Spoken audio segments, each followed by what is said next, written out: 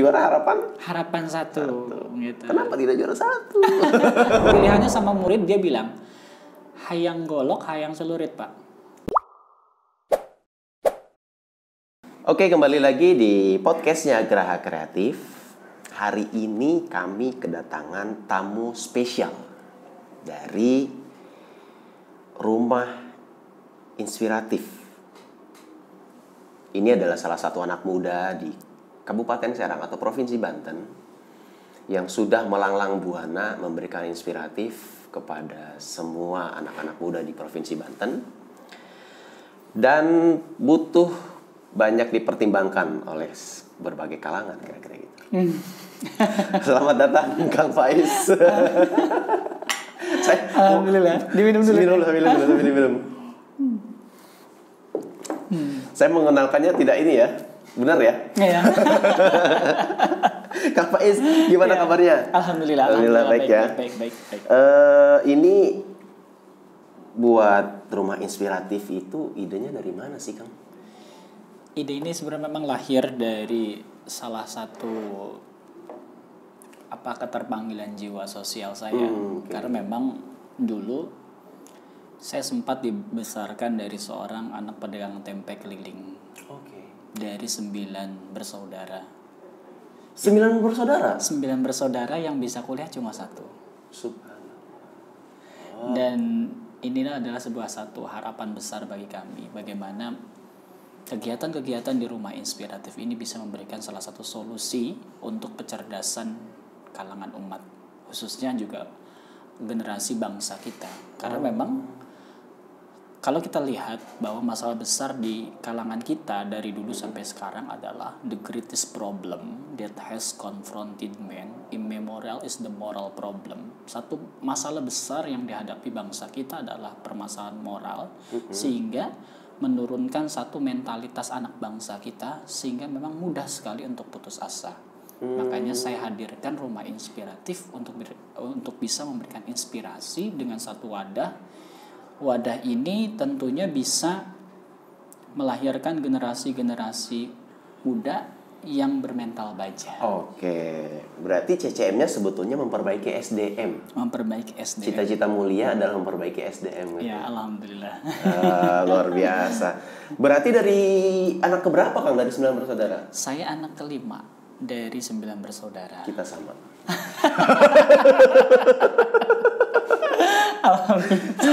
Sama. Kelima persis. Kakak 4 tadi 4 berarti. Oke. Anak kelima itu sering ngegantung. Ya betul. Sering ngegantung, sering disalahkan. Sering dipaido gitu. Kang. Memang bukannya di Kota Serang itu udah bagus SDM-nya? Iya. Bisa cerita latar belakang terus? Karena memang dulu awal kita menjalankan ini, emang saya pendatang dari kota Cilegon ya. Dari Cilegon, kemudian saya punya istri di kota Serang. Kemudian di situ saya melihat ada seorang siswa, anak berkebutuhan khusus yang kurang mendapatkan andil dan sering kali mendapat tolakan di lembaga pendidikan. Dari situlah saya berusaha untuk mendirikan, dulu itu adalah Taman Bacaan Sarang Baca Anak Berkebutuhan Khusus. Gitu. Dan Sarang Baca Anak Berkebutuhan Khusus. Gitu. Dan dalam proses perjalanan dulu kita belum sempat untuk bisa mendirikan tempat ya. Ketika itu saya coba untuk ikut di ajang salah satu seleksi pemuda di Kota Serang, pemuda pelopor, dan alhamdulillah di tahun 2017 saya mendapatkan anugerah pemuda pelopor pendidikan di Kota Serang sebagai penggerak anak berkebutuhan khusus. Luar biasa, keren. Itu mulai tahun 2017. Udah lama juga ya. Itu awal karir merintis. Tapi memang latar belakangnya juga saya lihat ini pendidikan ya. Pendidikan. Saya sarjana filsafat sebenarnya.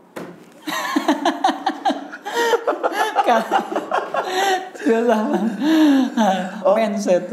Berarti sebenarnya di lembaga di pengembangan diri rumah inspiratif ini ada majelis zikir. Majelis zikir. Apa aja sih itu, bisa disebutin nggak? Ada majelis zikir, ini memang orientasinya adalah bagaimana mencetak generasi anak-anak muda di lingkungan kita supaya memang bisa menjadi penghafal Quran ya. Oh, Alhamdulillah. Dan ini sudah kemarin kita sudah mendapatkan satu rasa bahagia. Bagaimana ada salah satu santri kita umur 15 tahun, 3 tahun menghafal Quran dan sudah 30 juz. Alhamdulillah. Achievementnya keren. Ini salah satu nilai kebahagiaan bagi kita. Ya, nilai yang tidak bisa dibeli dengan uang. Iya, keren. Terus bisa cerita nggak TBM Serang Baca itu? Sarang Baca Anak Berkebutuhan Khusus ini ada di Kampung Pipitan, RT 01, Kelurahan Pipitan, Kecamatan Walantaka, Kota Serang. Nah, memang ini adalah bagaimana mengangkat anak-anak berkebutuhan khusus supaya memang punya mental. Kita bukan hanya membina di daerah kota ya, di kabupaten. Kita punya kisaran 10 anak berkebutuhan khusus. Memberikan pengajaran kepada anak berkebutuhan khusus itu berbeda sekali dengan anak-anak biasa pada umumnya.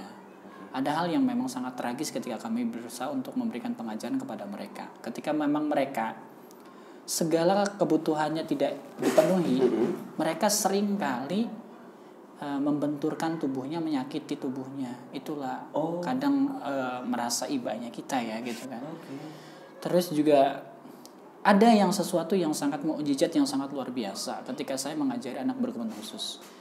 Diajari untuk bisa belajar hal huruf-huruf biasa itu sangat lama untuk berpikir. Tapi kenapa ketika diajari huruf hijaiyah itu sangat cepat sekali dalam menangkapnya. Oh, jadi sebetulnya harus menemukan pain point-nya di mana ya? Maksudnya menemukan dia itu kuat di mana gitu ya? Iya. Jadi memang anak-anak berkebutuhan khusus ini juga kadang-kala kita memandang sebelah mata, tapi potensinya ternyata sangat luar biasa. Oh, kalau kita menemukan bakatnya. Inilah yang memang yang saya rasakan dan memang mendapat satu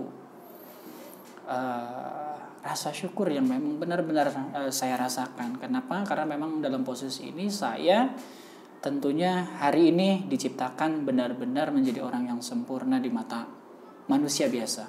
Tapi sesungguhnya ada orang yang lebih sempurna daripada kita, yakni orang-orang anak-anak berkebutuhan khusus yang tentunya memiliki pemikiran yang lebih cemerlang daripada kita. Iya. Kang,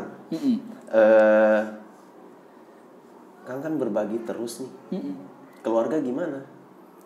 Alhamdulillah. Keluarga tercukupi. Karena memang di sisi lain ketika saya menjalankan kegiatan social planner, saya punya tanggung jawab besar. Saya sebagai tenaga pendidik di salah satu sekolah Serang, gitu kan. Sebagai guru mata pelajaran seni budaya. Orang filsafat pegang seni budaya. Tapi memang itulah jalannya mungkin ya. Itu jalannya. Nah, banyak kesulitan dong. Sekarang kan musim pandemi, ngajarnya gimana? Justru pandemi ini menjadikan saya mendapatkan keberkahan. Oke. Di awal-awal ketika biasanya kita misalkan menggerakkan anak-anak kegiatan social planner, misalkan sanggar ya, biasanya warawiri untuk mentas gitu di acara-acara hajatan, pernikahan dan lain sebagainya gitu kan. Di off ketika saya menjalankan sebuah podcast ternyata antusiasnya lebih banyak. Oke. Dan berkahnya lebih banyak. Jadi jangkauannya lebih luas gitu lebih ya. luas. Oke. Jadi tinggal duduk manis ya. Panggilan banyak.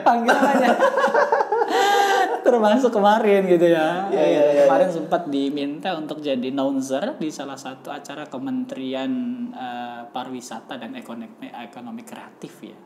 Alhamdulillah. Gitu. Karena memang itu kekuatan dari segmentasi dunia digital saat ini. Kuat di situ juga. Soalnya saya lihat Akang juga sering banget live Facebook ya. Iya. Berarti itu salah satunya memperluas jaringan dan lebih memudahkan orang mengenal. Iya. Kang Faiz ini berarti jadi ikonnya Serang dong. Alhamdulillah. Jadi penggerak anak muda di Banten ya. Di Banten. Ya. Berarti yang Sanggar Marawis itu selama ini Dari panggung ke panggung? Dari panggung ke panggung itu rutin, sebulan sekali, kadang 3 kali gitu kan. Ini untuk menghidupi para teman-teman yang sudah bergabung di kalangan kita. Untuk menjalankan operasional itu dari situ ya. Oke. Nah, Kang, terus ini kan di masa pandemi sanggar itu kan pasti nggak off ya. Tapi ada masih 1-2 yang masih berjalan kan. Karena kalau ketahuan polisi dan lain-lain kan pasti dibubarin tuh kan. Kebetulan CS ya. Pak Kapolseknya CS. Pas saya lagi di sini, tolong jangan dibubarin. Oh, berarti maksudnya ada 1-2 masih tetap operasi ya, operasional gitu ya. Oke, Kang, ini ada yang lucu si Gerai dan Galeri Bunyai itu apa, Kang? Gerai dan Galeri Bunyai ini adalah salah satu wadah ekonomi kreatif di bidang kuliner yang memang disajikan untuk menampung kuliner-kuliner yang ada di wilayah kita, di masyarakat kita. Okay. Nah, nama Bunyai ini sendiri kan adalah ikon nama nenek-nenek tua. Iya, Bunyai. Saya lihat ikonnya tuh gimana nenek. Kenapa ini ikon nenek tua? Oke, terus. Padahal kan yang menjalankan sebenarnya anak muda. Oke, terus. Kalau kakek-kakek kan namanya Mbak Piyai ya. Gitu. Kalau perempuan Bunyai. Gitu. Dimensi di situ. Makanya ini mengambil satu keberkahan dari nama Bunyai. Bunyai ini sebenarnya nama yang sangat mulia ya bagi orang-orang di masyarakat kalangan Banten karena memang memiliki segmentasi keilmuan agama yang tinggi. Bunyai. Makanya orang-orang sebut orang yang punya dimensi keilmuan tinggi itu disebut dengan Bunyai dan Mbak Piyai. Oke. Jadi Bunyai. Kang, berarti Rumah Inspiratif ownernya berdua dong? Iya, kita menjalankan karena memang kita sudah janji setia ya. Siap, janji setia, mantap. Jadi itu Sri Kandi dari Banten ya? Alhamdulillah. Nanti mungkin next kita undang di podcast ini untuk ngomong bareng ya. Siap. Kang, sama berikutnya mungkin sound dari tong itu gimana? Sound box tong. Sound box tong. Kemarin kita dapat juara harapan 1 sih. Itu sebenarnya coba-coba ya. Itu bisa cerita gimana sih? Cerita gimana itu? Coba-coba karena memang kebetulan ada salah satu lomba dari instansi terkait gitu kan. Kemudian kita mengikuti Kementerian Pariwisata, Parekraf. Bukan kementerian tapi Dinas Pariwisata Provinsi Banten. Mengadakan kegiatan perlombaan seni kriya.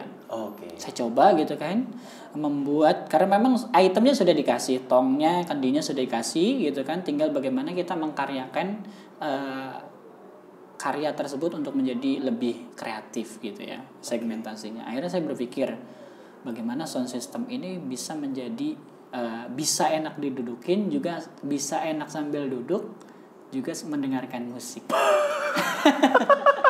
Istirahat. Gitu. Oke. Karena orang sambil duduk dengerin musik. Iya, gitu kan. Kita lebih portable gitu kan. Kita tinggal cuma bawa power bank, handphone ya kita nyalain. Atau mungkin sambil Bluetooth ya udah. Dia dengerin qasidah, dengerin ngaji gitu ya. Oke. Gitu. Jadi itu dapat juara harapan 1 gitu. Kenapa tidak juara 1? Mungkin belum rezekinya ya. Nah, ini menjadi motivasi baru bagi saya pribadi bagaimana menjalankan, ya memang fashion saya kan guru seni budaya, bagaimana saya juga mampu gitu kan mengkriakan atau mengkaryakan tong ini menjadi sesuatu yang bisa bermanfaat, bukan lagi menjadi tempat sampah. Iya. Jadi sesuatu yang bernilai lebih ya kan. Gitu. Tinggal kemas lagi supaya lebih indah dan bagus aja. Itu tugas anak muda ya. Kang Faiz hidupnya waktu kecil gimana sih, Kang? Kok bisa seperti ini? Bisa cerita nggak latar belakang keluarga gitu? Ya memang dulu saya dilahirkan dari seorang anak pedagang tempe keliling ini, cuma dapat jajan itu ingat banget ya, cuma 1.000 perak. Cuma hanya bisa beli es dan gorengan saja. Dan ketika saya waktu istirahat sekolah itu harus pulang terlebih dahulu karena memang supaya bisa mengisi perut supaya kenyang dan bisa belajar selanjutnya. ketika memang itu mungkin waktu-waktu ketika saya sekolah masa SMP dan MTS itu tidak seindah teman-teman yang lain. Teman-teman yang lain kalau saya lihat ke sekolah bawa motor, saya berjalan kaki. Bahkan di waktu kuliah pun saya harus tinggal di musola. Ketika saya masuk ke kampus dulu, daftar ke kampus orang tua tidak menghendaki, bahkan kakak-kakak tidak menghendaki. Bilang, kamu ini kok gagah-gagahan sih masuk kuliah? Emang nggak ngelihat orang tua kamu hanya sebatas pedagang tempe keliling yang dapat 10.000, itu pun 10.000 harus dibagi sama adik-adik kamu. Yang 9. Yang 9. Yang 4. Ya, nah, yang 4. Ya, 4. Dan dari situ saya berpikir bagaimana hari ini saya harus lebih derajatnya lebih tinggi atau lebih mulia daripada orang tua saya, dan saya harus mampu mengangkat derajat orang tua saya dan harus mampu memuliakan orang tua saya walaupun orang tua saya hanya sebatas pedagang tempe keliling. Dan dari situ kemudian saya tinggal di musola gitu kan, dapat gaji tuh ya, gaji sebagai marbot. Oh, Iya, jadi marbot ngepel gitu. Ingat gitu kan, salah satu dosen saya berkata, Syekh Rajab dari Al-Azhar, setiap debu yang dilihat oleh mata kamu ketika kamu bersihkan di tempat ibadah, maka itu akan menjadi pundi-pundi amal kebaikan dan menjadi bidadari-bidadari surga kelak nanti. Oke. Modal itu dipegang terus sampai hari ini. Iya. Dan akhirnya saya dapat keberkahan mengurusi musola gitu kan. Dan yang paling tragis itu adalah di masa-masa kuliah. Selama 2 tahun lebih saya harus berjalan 2 kilo, jajan 4.000. Jajan 2 kilo dulu, ngambil mobil di depan bis, kemudian bayar untuk berangkat 2.000 dan pulangnya 2.000. Jadi kalau di kampus yang ikut nembeng sama teman-teman aja kalau makan. Yang penting bisa keisi gitu, tinggal di komisariat. Dari situ Masya Allah gitu kan, banyak hidayah. Yang paling sangat luar biasa adalah ketika saya waktu ingin bayaran kuliah pertama. Bayarannya kalau nggak salah itu 2,5 juta. Saya cuma punya uang menyiapkan 1 juta. Bingung 1,5 juta dari mana. Ketika itu saya sholat maghrib, sholat duha, berdoa, Allahumma inna du'a'uka wal baha'uka wal jamala jamaluka. Saya meminta bahwa memang seandainya rizki itu masih ada di atas langit, maka turunkan ya Allah. Dari itu saya bingung karena memang untuk mencari 1,5 juta itu nggak mudah dalam waktu hanya 3 hari itu kan. 3 hari? Iya, 3 hari. Berzikir, kemudian subhanallah sambil nangis kan, tiba-tiba saya ada yang noel dari belakang. Saya jawab, ternyata pas lagi noel dia jawab wak. Saya kira kaget. Saya terbawa ceritanya. Terus. Ada yang noel gitu kan. Ketika noel ternyata orang gitu kan. Kenapa kok kamu nangis Is? Iya Pak, saya bingung, 3 hari saya harus cari 1,5 juta untuk biaya kuliah dan melanjutkan kuliah. Sedangkan orang tua saya tidak mampu untuk membiayai. Oke, itu semester 1? Semester 1. Akhirnya ya udah nanti bayarannya sampai tanggal berapa ya? Tanggal 17. Ya udah nanti tanggal 16 ke rumah Bapak ya gitu kan. Akhirnya saya datang gitu kan. Tok gitu kan ke rumah salah satu bapak yang baik tadi gitu. Pak, saya kemarin diingatkan oleh Bapak tanggal 16 diminta suruh ke rumah Bapak. Akhirnya, oh iya Is, iya ini sebentar ya, tunggu ya di depan gitu kan. Akhirnya Bapak itu tiba-tiba bawa amplop gitu kan. Is, ini ada titipan nih dari salah satu orang gitu kan. Dipegang ya. Ini apa Pak gitu kan? Ini apa Pak? Ini apa Pak? Tetap sambil gini apa Pak? Karena itu jawaban doa. Ternyata ketika saya buka gitu kan, Masya Allah luar biasa, isinya 1,5 juta dari situ, dan saya bisa melanjutkan kuliah. Boleh disebutin nggak Bapak siapa? Saya lupa namanya. Karena lama sekali saya tidak komunikasi. Mungkin kalau nanti saya pulang ke Cilegon saya komunikasi lagi. Tapi apa yang mau disampaikan sama Bapak itu? Tentunya saya merasa bahagia sekali. Semoga memang ini menjadi catatan amal baik dan amal soleh yang selalu saya ingat ketika saya memberikan training kepada para siswa di sekolah, bahwa memang rezeki Allah itu sangat luar biasa lebar. Di mana kita melangkahkan kaki, disitulah ada jalan rezeki. Jadi teman-teman dan sahabat-sahabat semuanya nggak usah khawatir dengan rezeki yang telah Allah berikan. dimanapun kita menginjak dalam suatu kebaikan, maka rezeki itu akan hadir untuk kita sendiri. Dan itu selalu pedoman yang selalu saya pakai dengan bersama istri saya ketika memang saya menjalankan aktivitas-aktivitas sosial. Niatkan, lakukan, lupakan. Setiap kali kita melakukan kebaikan, langsung lupakan kebaikan tersebut. Lupakan ya. Jadi jangan sampai, wah kemarin udah gue bantuin. Jangan ya. Jangan. Itulah yang membuat kita selalu menjadi termotivasi untuk menjalani kehidupan kita. Jadi setiap kali sedetik kita melakukan kebaikan, langsung sedetik itu juga kita harus melupakan. Catat baik-baik. Berarti waktu itu dibayar cash dong. Ketika berdoa, nangis, ditowel. Saya merinding dengernya. Nah, kadang saya nggak tega gitu, artinya memang ketika memang ingat kepada orang tua saya gitu kan, dan akhirnya sekarang alhamdulillah ya orang tua saya sekarang masih sehat gitu kan, gitu masih sampai saat ini juga masih berjualan tempe keliling, dan saya sampai supply gitu kan, bagaimana memberikan supply terbaik sebulan sekali kepada orang tua supaya memang orang tua termotivasi, karena fashionnya orang tua udah kerjaannya di situ, senangnya dari situ. Saya artinya memang dari setiap butiran-butiran tempe yang memang kacang kedelai yang memang dimakan saya saat itu menjadi salah satu nutrisi kebaikan untuk menjalankan aktivitas saya. Iya. Jadi memang dari kecil udah di pressure kuat. Iya, diterpa oleh keadaan. Sehingga saya harus berpikir ulang gitu kan. Belum lagi ketika saya masuk kuliah gitu kan. Teman-teman saya masuk di jurusan salah satu pendidikan agama Islam. Lihat 200 nama, nggak ada nama Faiz Firdaus. Sebentar. Kuliah itu kan kakak 4, adik 4. Mereka pasti komplain dong. Kenapa kamu kuliah? Kan orang tua juga nggak banyak uangnya. Karena memang tadi itu saya tinggal di musola, menghidupi saya sendiri. Saya tidak meminta dari orang tua, dan saya jauh dari orang tua ketika itu. Gitu. Ya, ketika itu kenapa saya harus tinggal di musola? Saya dulu tinggal di pondok pesantren. Ketika itu saya jalan gitu kan, saking bingung gitu kan, hari ini bisa makan apa ya gitu kan. Ketika itu saya ngelihat udah waktu asar, kenapa kok di musola ini gak ada yang azan? Akhirnya saya azan di situ. Ternyata ada yang mendengar, salah satu masyarakat, dan langsung meminta saya, "Dek, lebih baik kamu tinggal di sini ya." Akhirnya saya tinggal di situ, ya udah. Gitu. Dari situ peluang. Kan itu sebenarnya gak mungkin lah tiba-tiba ada orang yang minta untuk tinggal di situ ya. Iya. Jadi keluarga pun tidak komplain ya ketika Om Faiz malah minta kuliah, dan gak minta kuliah juga sama orang tua ya. Tapi orang tua tahu nggak?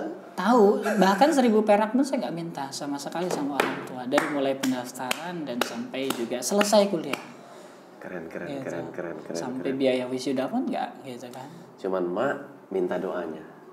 Orang dekat sama orang tua, abah atau mak minta doanya gitu. Minta doa. Makanya orang tua selalu bilang sama saya, ibu mah nggak bisa ngasih apa-apa sama kamu, Izya. Ibu mah cuma bisa ngasih doa. Itu yang quotes yang selalu saya ingat kepada yang selalu disampaikan orang tua kepada saya, sehingga itu melahirkan satu semangat dan motivasi baru bagi saya. Sampai hari ini saya harus berpikir, ternyata ad-du'a'u silahul mu'min. Doa itu menjadi senjatanya orang mukmin. Gitu. Pesan apa lagi yang teringat sampai hari ini dari orang tua? Ada salah satu pesan yang memang orang tua sampaikan kepada saya, khususnya bapak ya. Bapak menyampaikan sama juga, bapak itu tidak bisa memberikan harta yang banyak sama kamu. Bapak itu hanya ingin memberikan satu doa supaya kamu senantiasa menjadi anak yang soleh. Dan ini menjadi salah satu motivasi yang selalu saya ingat gitu kan, ketika teman-teman yang lain bangga dengan harta yang dia miliki, bangga dengan pendapatan yang dia miliki, tapi saat itu ternyata kekuatan doa yang mampu menerpa kita menjadi orang-orang yang hebat. Orang-orang yang hebat itu bukan lahir dari kursi yang empuk. Orang-orang yang hebat itu bukan lahir dari suatu harta yang banyak, Tapi orang yang hebat itu lahir dari terpaan masalah yang dihadapi. Inspiratif Iya. banget Kang Faiz ini. Ya. Saya terbawa cerita jadi mendalami. Kang, udah kemarin hari ayah, ya. Apa yang hari ini belum sampai apa ya namanya cita-cita Kang kepada orang tua? Cita-cita saya yang paling besar adalah bagi kedua orang tua saya, dimanapun saya berada, saya harus mampu memberikan salah satu kebaikan-kebaikan. Kebaikan tersebut lahir tentunya. Yang saya berikan ini tentunya bukan semata-mata untuk membangun kehebatan saya pribadi, tapi ini adalah bagian daripada hal terbaik yang saya harus persembahkan untuk kedua orang tua saya. Saya berpikir saat ini, kalau orang tua saya belum mampu terangkat derajatnya, minimal anaknya yang memberikan derajat kepada orang tuanya kelak nanti, baik di dunia ataupun di akhirat kelak nanti. Saya hari ini bukan dilahirkan dari seorang bapak dari kalangan ustadz dan alim ulama. Iya. Saya dilahirkan dari seorang anak pedagang tempe yang minim pemahaman agamanya, tapi mampu memberikan edukasi terbaik untuk anaknya. Dan dari sini saya bangga. Kenapa ketika saya memberikan training kepada siswa, saya selalu mengatakan saya ini hanya sebatas anak pedagang tempe keliling. Hari ini saya lebih pedih daripada teman-teman semuanya. Maka hari ini teman-teman harus bisa lebih hebat daripada saya. Oke. Keren. Orang tua berapa sih, Kang? Orang tua hampir 70-an ya 60-an atau mungkin 70-an lah. Sudah tua dan tapi masih bangga mengayuh sepeda ontelnya. Oh iya. Iya. Kuat sekali. Karena memang Itu setiap hari? Iya, hampir setiap hari dia dagang. Ya, kalau saya pulang ke Cilegon saya sering tanya sama orang tua, hari ini dapat berapa? Paling dapat 20.000. Ya udah, alhamdulillah disyukuri ya Pak, karena memang mungkin itu rezekinya. Nanti ada rezeki lain. Buktinya hari ini Bapak bisa mampu memberikan motivasi besar saya, sehingga hari ini Bapak bisa memberikan kesempatan kepada saya bisa jadi orang seperti ini karena memang Bapak bisa kuliah, motivasinya dari Bapak, bukan dari orang lain. Kasih makannya dari itu juga kan. Oke. Yang bisa menginspirasi banyak orang kan, gitu ya. Dan itu jadi ladang amal ya. Iya, ladang amal. Saya merinding dengernya. Kang, kita balik ke hari ini.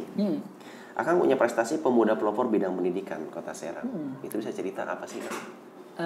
2017 saya mengangkat anak berkebutuhan khusus ya. Artinya memang pemuda pelopor pendidikan ini karena memang tadi mampu mengangkat di wilayah sekitar anak-anak berkebutuhan khusus untuk meningkatkan motivasinya kembali, mau belajar, mau mengenal huruf, mau mengenal angka. Dari situ tim dari Kota Serang mungkin layak untuk dijadikan sebagai juara. Tapi itu bukan sebatas juara saja, tapi saya mampu juga memberikan manfaat yang besar. Kualitasnya adalah bagaimana. Kemudian dilanjutkan di 2018. Ya, 2018 itu ada pemuda pelopor bidang sosial, budaya, dan pariwisata. Akang ini banyak sekali prestasinya ya? Iya. Kebetulan. Tidak ada yang kebetulan. Daun jatuh itu udah ada yang ngatur. Bisa ceritain 2018 itu gimana? Iya, karena memang saya tadi itu ya, melalui kegiatan-kegiatan kebudayaan, kegiatan sanggar, saya merangkul anak-anak muda supaya anak-anak muda itu memiliki life skill di bidang kesenian. Sudah saya kasih fasilitasnya, ini ada gitu kan, silakan dijalankan anak-anak, dan ternyata termotivasi anak-anak. Dan sekarang sudah mulai regenerasi ke angkatan kedua ya. Oh, udah mulai angkatan 2 nih. Bahkan anak kisaran 5 tahun sudah ikut bergabung menjadi personil kita. Serius? Iya. Jadi personil kita. Ya sudah, gak apa-apa. Orang tuanya bangga sekali. Iya, maksudnya orang tua gimana? Iya, orang tua yang 5 tahun gitu kan, ketika memang hari itu dapat mentas, kemudian dapat pesangon uang gitu kan. Wah, seneng gitu kan. Gitu langsung dia puas-puasin beli robot-robotan, dibagi sama orang tuanya sebagian gitu kan. Banget ya. Iya. Gitu, wah ini dapat uang banyak banget katanya.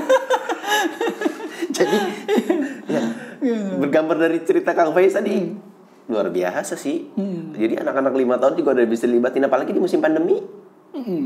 Anak-anak pada nggak sekolah kan? Iya, kita berusaha untuk ngasih beasiswa sampah. Kenapa udah dikasih beasiswa sampah? Bisa cerita nggak? Saya melakukan edukasi pendidikan karena memang anak-anak kan lebih condong untuk main gadget aja daripada belajarnya. Yaudah, sini datang ke rumah, Pak Faiz kasih tethering ya, tapi syaratnya kamu harus bawa sampah. Sampah kita kumpulkan. Setelah dikumpulkan kemudian dijadikan uang, kita belikan beasiswa, dijadikan beasiswa tas, sepatu, dan mungkin untuk biaya pendidikan bulanan anaknya yang ikut belajar bersama kita. Bisa begitu ya? Iya, kita memanfaatkan sampah. Jadi menghadirkan sampah itu menjadi lahan beasiswa bagi anak-anak. Keren. Gitu. Keren. Duta Taman Bacaan Kota Serang 2018. Saya bingung ya kalau udah ngomongin prestasi. Sebenarnya harusnya saya lupakan. Saya harus berpikir ke tahun berikutnya 2021 masih. Karena Kang, ini jadi salah satu latar belakang Akang kan tidak punya privilege ya. Privilege itu ya uang banyak, orang tua pejabat, ya kira-kira gitu ya privilege ya. Jadi kesempatan-kesempatan itu kan sebetulnya kalau dilihat dari kacamata kita di Kabupaten Serang, banyak anak-anak petani yang minder sebenarnya Kang. Kenapa saya harus ngorek gimana cara prestasi itu? Jadi harus bisa cerita, jangan sampai dilupakan. Memang segmentasinya kita harus sentuh ya. Kita rangsang, kita bagaimana anak-anak itu ajak supaya termotivasi. Ternyata ada orang yang lebih di bawah kita. Dari situlah kita bisa berpikir untuk memberikan satu hal-hal positif kepada anak-anak itu. Motivasi-motivasi besar yang memang harus kita lahirkan kepada orang-orang yang memang sudah mulai putus asa saat ini. Karena tadi tuh orang hebat itu bukan lahir dari kursi yang empuk. Iya, betul. Orang hebat itu begini, menginspirasi banyak anak muda, gitu ya. Sampai 2018 juga pemuda inspiratif di bidang pendidikan Kemenpora. Ketika itu memang ada ajang untuk mengikuti di tingkat seleksi tingkat nasional. Saya harus bisa menghadirkan hal-hal baru. Bukan hanya manfaat ini bisa dirasakan di kota saya, tapi juga segmentasinya bisa dirasakan di tingkat nasional. Ini kementerian soalnya nih. Iya. Kementerian ini nggak main-main masalahnya. Oh gitu. Sebenarnya kemarin ada yang sempat gagal. Pasangan muda inspiratif sempat gagal. Oh, sebentar. Jadi dari sekian prestasi itu pernah gagal juga kan? Pernah gagal. Apa yang bisa diceritakan tentang ya ketika memang ada ajang juga keterlibatan untuk mengikuti pasangan muda inspiratif ya. Mungkin presentasi yang kami sampaikan belum terlalu menarik bagi ini, sehingga memang kita harus berbenah. Kita emang benar-benar harus menghadirkan sesuatu yang baru. Kemudian juga umur sudah mulai menua. Udah mau 30. Udah mau 30. Okay. Jadi bukan di pemuda lagi dong. Tetap masih muda. Masih muda, jiwanya masih muda. Okay.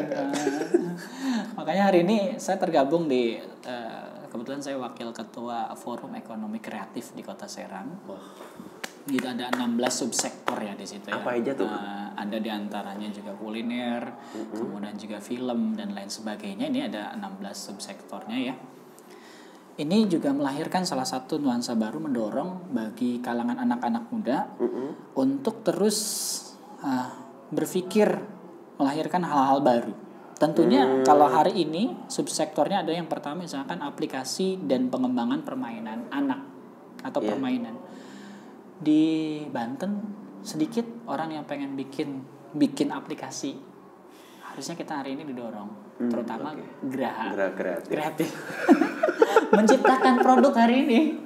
Sejatinya karya itu ya tadi itu bukan hanya menjadi salah satu lembaga pengembangan saja, tapi melahirkan satu kreativitas baru. Ini kita dipertemukan juga sepertinya memang harus berkolaborasi, Kang. Bismillah. Kang, Ya. berikutnya, Akang kan mungkin jadi benar yang saya tadi di awal bilang, Akang tuh ikonnya Provinsi Banten bisa dikatakan. Sudah menggerakkan apa anak-anak muda di Provinsi Banten? Sekarang kan online tuh, WhatsApp, grup atau dan lainnya segitu. Anak-anak muda mungkin yang terinspirasi bisa gabung di mana, Kang? Teman-teman bisa bergabung sebagai bagian pada relawan rumah inspiratif ya. Relawan Rumah Oke. inspiratif. Karena memang kita sudah sediakan plot-plotnya. Oke. Di situ kita melakukan pembinaan di announcer, gitu kan, di bidang penyiaran. Karena memang dulu juga basicnya saya sempat mengurusi salah satu lab televisi dan radio di kampus. Oke. Dan sempat juga jadi wartawan ya. Oke. Ada cerita. Akang ini memang benar. Banyak pengalamannya yang bisa di-share. Berapa lama jadi wartawan, Kang? Di 2010 saya di Ekspresi Radar Banten. Ya, jadi penulis salah satu muda ya. 2010 berarti pas masuk awal kuliah dong? Iya, sambil kuliah, sambil juga jadi wartawan. Kemudian diminta salah satu juga lembaga koran Muslim, namanya Warta Muslim, jadi wartawan selama 1 tahun. Oke. Gitu. Sebab kalau dilihat, Kang, ini di channelnya nih, nanti muncul di channelnya. Gaya bahasa Akang tuh orang radio banget. Berapa lama di radio, Kang? Kisaran 5 tahun ya. Oh, pantes. Oke. 5 tahun sempat mengelola radio swasta, diminta ya. Kemudian juga diminta juga untuk mengelola radio komunitas dalam Jaringan Radio Komunitas Banten, JRKI ya. Kalau Indonesia JRKI, kalau JRKB ya, JRKB, kalau Banten. Kabupaten. Kemudian di tahun 2015 tuh aktivitas saya sempat jadi kepala sekolah muda. Oke. Di umur 23 tahun. You crazy, man. Karena ketika itu saya ngajar sebulan ya, selesai jadi wartawan, kemudian ada yang ngelirik gitu kan. Salah satu sekolah SMA. Oke. Sebulan saya mengentaskan. Di situ muridnya nakal-nakal semuanya. Aduh, saya pusing. Pilihannya sama murid, dia bilang, hayang golok, hayang celurit, Pak. Ya salam. Kalau saya nggak lulus, siap-siap pilih, Pak. Saya berantas ketika itu. Saya jalankan sholat duha berjamaah. Saya sholat duhur berjamaah gitu. Yang biasanya anak-anak SMA jarang untuk sholat. Ketika itu saya membawa nuansa religius ketika itu. Anak-anak nggak siap. Impactnya di treatment. Iya. Ya udahlah, ini akhirnya emang keputusan saya gitu kan. Keputusan saya untuk mengambil keputusan terbaik mendidik generasi bangsa supaya lebih religius, penanaman akhlak. 1 bulan langsung diminta jadi wakil kesiswaan. Baru 1 bulan saya ngajar. Pak, itu kan ada kan sayanya yang Senior. Iya, senior. Kenapa harus saya? Saya masih muda Pak, saya masih butuh pengalaman ngajar ketika itu. Ya udah, akhirnya ya udahlah, Pak Faiz aja ya menjalankan. Akhirnya dijalankan 1 bulan. Setelah sukses gitu kan, sekitar 1-2 tahun di SMA, dilirik lah gitu kan. Faiz, kebetulan plot dari kepala sekolah SMP IT ini kosong nih. Tolong ya jadi kepala sekolah. Gitu. Aduh, akhirnya saya jalankan gitu kan. Ya udah, selesai gitu kan. Ternyata ada yang ngelirik salah satu lembaga pondok pesantren. Oh, Pondok Kori. Saya nggak bisa Kori. Tapi suruh menjalankan. Tolong ya di sini untuk menjadi asatid dan juga pimpinan pondok pesantren. You crazy, man. You crazy. Akhirnya ya selesai kan di pondok pesantren. Saya berpikir kan, Iya. kalau selamanya saya membuntut, jadi buntut nggak asik gitu kan. Mending saya kalaupun kecil saya jadilah tempat, ya udah. Akhirnya saya membuat kegiatan sosialpreneur, jadilah rumah inspiratif. Rumah inspiratif. Karena memang diterpa itu. Kang, anak-anak muda di kampung, khususnya mungkin di Jawilan, ya, mungkin di Kabupaten Serang banyak lah. Saya juga dulu dari kampung, ya, sampai hari ini juga masih di kampung. permasalahannya adalah orang nggak bisa ngomong. Akang ini kan udah melanglang buana dari wartawan nulis, radio kan ngomong gitu ya. Jadi pimpinannya ngomong. Apa kiat buat mereka yang sampai hari ini, aduh saya mau malu gitu. Kiatnya mungkin dari Akang ada nggak sih? Yang pertama, kita harus mampu membaca peluang potensi diri terlebih dahulu. Bisa nggak sih orang pendiam tuh berbicara? Bisa. Seyogianya sebenarnya memang mereka itu punya talent. Kadang kalau perempuan kalau udah ngambek marah itu kan masak ngacak-ngacak masak.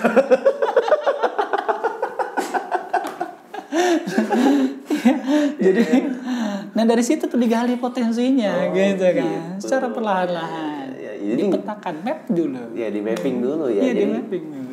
potensinya apa? Nggak harus ngomong ya. Iya, gitu kan. Dari situ mulailah, setelah mulai dibaca peluang potensi dirinya, kemudian dipetakan, dari situlah kita mampu mengetahui. Dulu saya pendiam, nggak bisa ngomong. Serius, Kang? Iya. Dulu itu saya dari mana pendiamnya? saya dulu sekolah di salah satu lembaga sekolah menengah ini pertama. Pendiam, bahkan teman-teman yang lainnya ketua OSIS gitu kan. Saya nggak ikut kegiatan-kegiatan gitu dulu. Gitu. Gitu. Saya pernah gitu kan, ada cerita yang paling sedih ketika saya berbaris di lapangan upacara ketika itu di seluruh sekolah. Ada orang lewat gitu kan, pedagang tempe, tapi bukan orang tua saya. Ketika itu tempe kenceng kan suaranya. Oke, waktu itu masih ceng-cengan. Iya. Semua orang melirik saya. Dari situ saya ngedon gitu kan. Ada yang minder, ada yang ngejek, ada yang noel-noel sengaja ngejek gitu kan. Saya berbicara dalam batin saya, suatu saat nanti saya harus bisa lebih daripada orang-orang yang mengejek saya. Oke.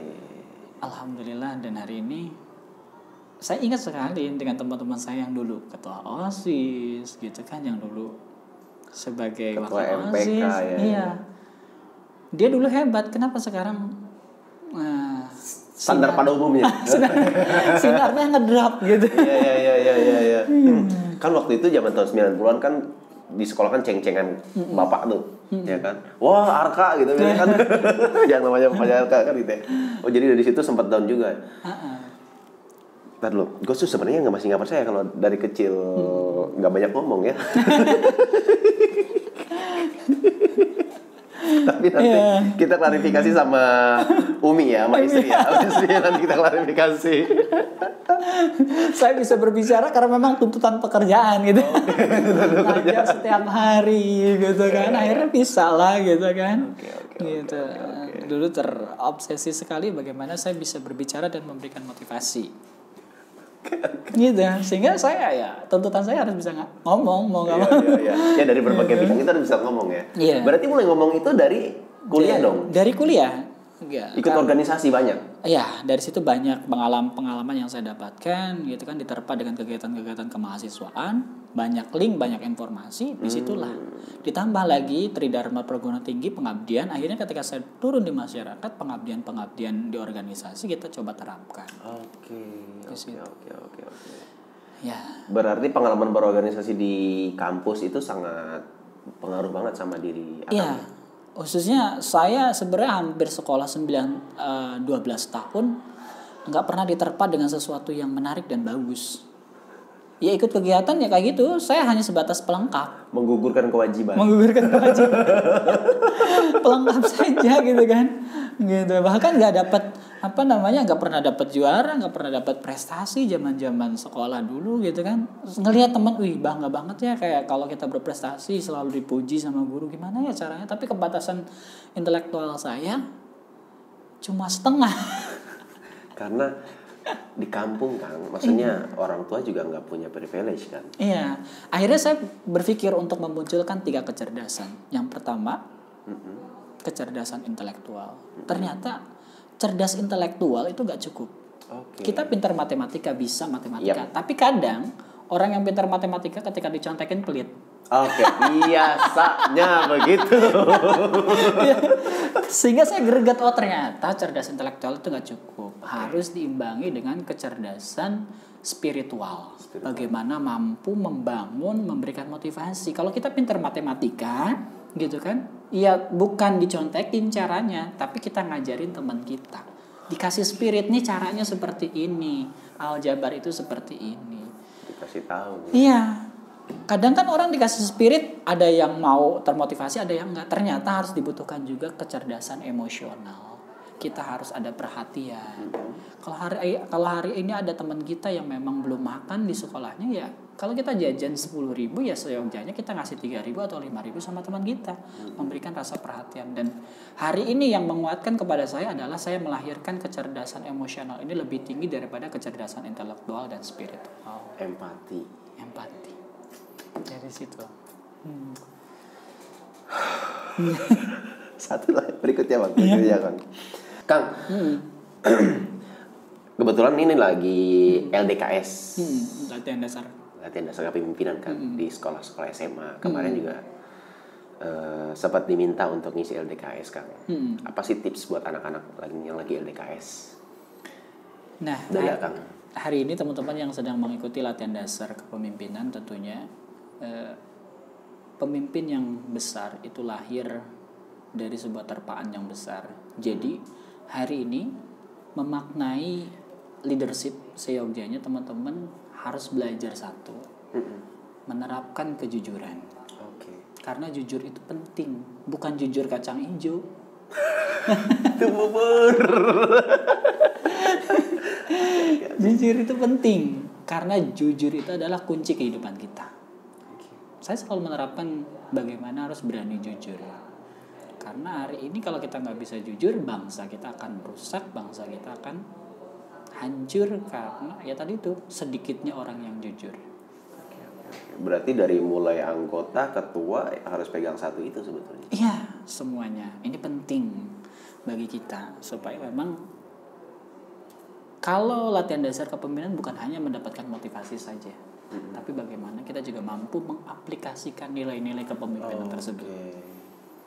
Terutama memang sikap-sikap jujur, disiplin yang paling penting gitu. Kalau di luar, di Jerman, di Amerika, orang bilang telat 1 menit itu tidak beradab. Saya makanya sudah memetakan. Saya setiap kali diundang dimanapun jangan sampai lewat dari jam yang ditentukan. Itu kunci bagaimana membangun kedisiplinan saya, gitu kan? Kalau misalkan kita diundang jam 10, kita harus prepare dari 8:30. Melakukan segala aktivitas jam 9. Itu kunci bagaimana kita mengatur schedule time aja itu sudah menandakan tingkat keberhasilan kita. Tadi itu ada pepatah bahasa Arab mengatakan al-waktu kasais. Waktu itu bagaikan pedang. Kalau kita tidak pintar-pintar memanfaatkan waktu, maka kita siap-siap akan terhunus sama pedang. Tertebas oleh pedang. Tertebas. Berarti sebetulnya 2, jujur dan disiplin. Jujur dan disiplin. Itu pesan buat anak-anak yang teman-teman yang lagi LDK. Teman-teman aja lah, kita kan masih muda.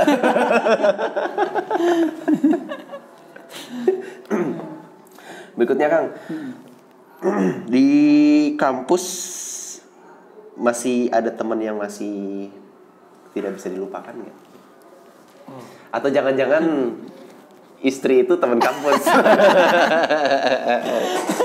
Awal saya ketemu istri, karena memang kan rutinitas saya kalau udah di kampus dulu, gini Kang, saya itu 15 menit sebelum azan harus sudah ada di masjid.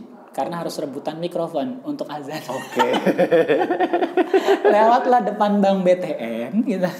Kemudian ngelihat cewek lagi duduk. Di situ kok cewek ini cantik banget ya. Saya pengen azan, udah niatnya azan.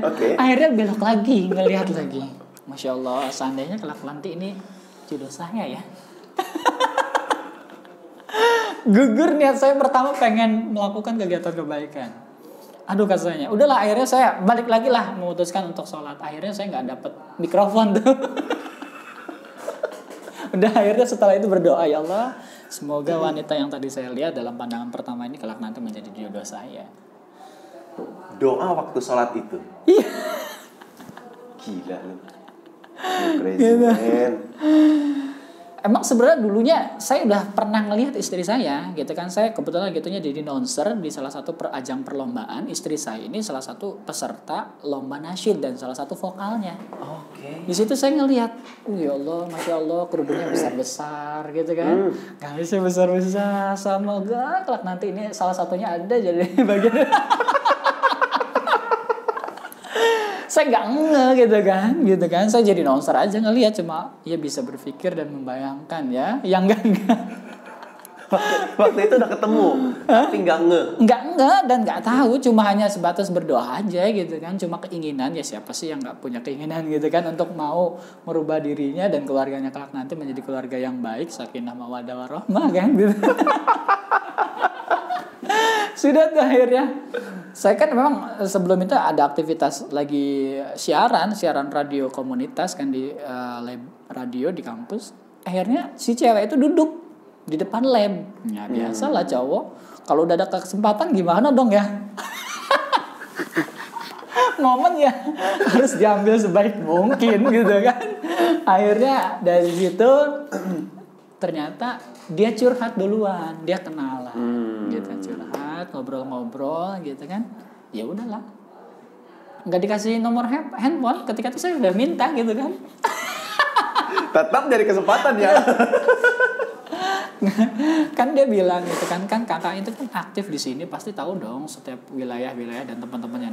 Oke, kalau memang kakak serius katanya, silakan datang aja, cari aja nomor handphone di teman-teman yang satu wilayah. Akhirnya ada yang satu wilayah dapat nomor handphonenya. Dari situlah saya berusaha untuk datang gitu kan, datang ketika itu jual motor baru lunas. Oke. Jual laptop. Oke. Jual laptop beli mas kawin ya Magram. Oh subhanallah. Saya datang. Ini tanda keseriusan saya. Oke. Jual laptop, jual motor buat PT-PT. Hajatan. Dijual.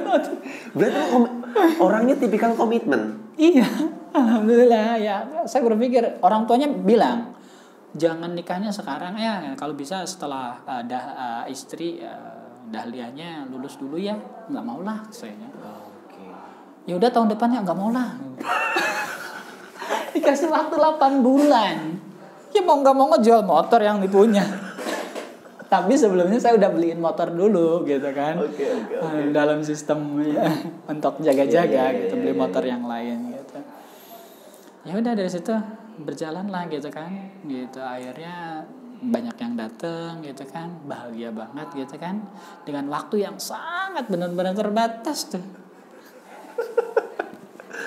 Ada yang paling sangat menyentuh sekali sih ya, maklumnya.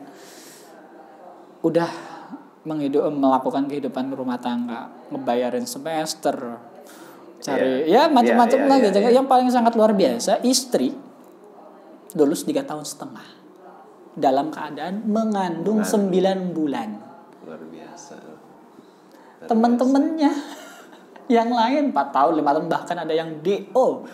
Istri saya 3 tahun setengah mengandung, gombol-gombol 9 bulan. Gila, nanti gue klarifikasi sama istrinya.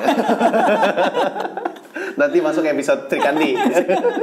Kang, lu harus gua rapid test namanya. Itu pertanyaan cepat yang betul lu jawab. Jadi 2 pilihan, lu pilih salah satu. Lu milih jujur atau pintar? Jujur. Kenapa? Jujur membawa makmur. Oke. Gak gua tanya lagi. Cukup itu. Kerja keras atau kerja pintar? Kerja keras. Kenapa, Kang?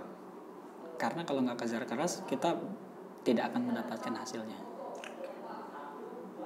Orang malas atau orang rajin? Apa? Orang malas atau orang rajin? Orang rajin.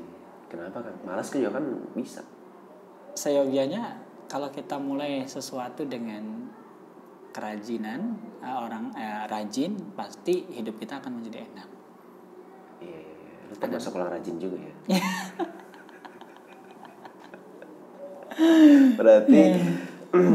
Berikutnya, kedepannya nih, pilih jadi pejabat atau jadi pengusaha? Karena pasti akan banyak yang menawarkan jabatan ini pasti gini nih. Sudah sempat ditawarkan. Pilih yang mana? Pengusaha, bismillah. Pengusaha. Oke. Berarti jujur, pintar, rajin, pengusaha. Itu yang menjadikan hari ini bekalnya waktu kecil ditempa sedemikian rupa dari orang susah. Iya, karena memang anjuran Rasul juga untuk menghidupkan perekonomian bangsa dan negara kita adalah dengan berusaha. Berusaha dengan jujur, berusaha dengan rajin, berusaha dengan pintar. Ya, bekerja dengan keras. Oke. Kang Faiz satu lagi. Apa yang mau Kang Faiz sampaikan kepada anak muda di Provinsi Banten? Last question. Sampaikan. Teman-teman dan sahabat-sahabat yang baik di luar Provinsi Banten ataupun baik di dalam Provinsi Banten, hari ini sebagai anak muda, seyogyanya jadilah pendobrak pembaharuan dan peradaban bangsa. Jadi agen of change untuk memajukan masyarakat kita. Hari ini tidak cukup menjadi orang yang memiliki banyak harta. Hari ini teman-teman dan sahabat-sahabat semuanya harus cerdas dalam memilih pilihan dalam memetakan potensi diri kita. Ingat, hari ini orang yang besar itu diterpa dengan masalah yang besar. Jangan pernah berputus asa, terus lahirkan kebermanfaatan yang banyak untuk orang lain. Oke teman-teman, tadi sudah mendengar cerita dan kisahnya Kang Faiz, gitu ya. Kang Faiz sangat menginspirasi, khususnya untuk pemuda Provinsi Banten. Beliau ini mendedikasikan dirinya untuk bidang pendidikan, kira-kira gitu ya, untuk memperbaiki SDM versinya anak muda. Semoga dapat menginspirasi teman-teman. Stay safe di rumah, kemudian terapkan protokol COVID-19.